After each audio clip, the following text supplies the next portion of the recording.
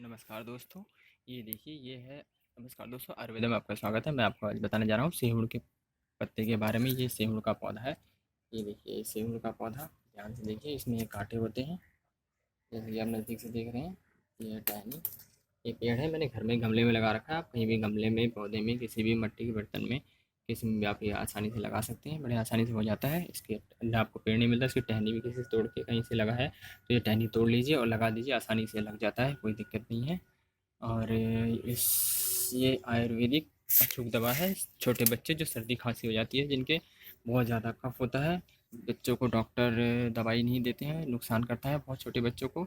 2-4 महीने 6 महीने बच्चे, साल भर के बीच के बच्चे जो हैं, उनको आप आसानी से ये दवा दे सकते हैं। ये देखिए छोटे बच्चों के लिए है। ये पत्ता तोड़ देंगे आप, पत्ते हैं इसके कोमल पत्ते। ये पत्तों को तोड़ के 4-5 पत्ते तोड़ लीजिए। 5 पत्ते तोड़ के हल्का सा गैस पे गर्म कर दीजिए।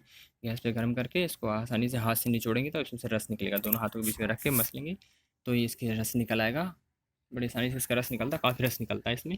तो 1-1 चम्मच सुबह शाम आप बच्चों को पिला सकते हैं। उनको पिलाइए और देखिए ये बहुत ही कारगर और अचूक दवा है। रामबाण इलाज समझिए बच्चों के लिए, छोटे बच्चों के लिए। आपको मैं दिखा रहा हूँ अच्छे से, ये पौधा देख लीजिए।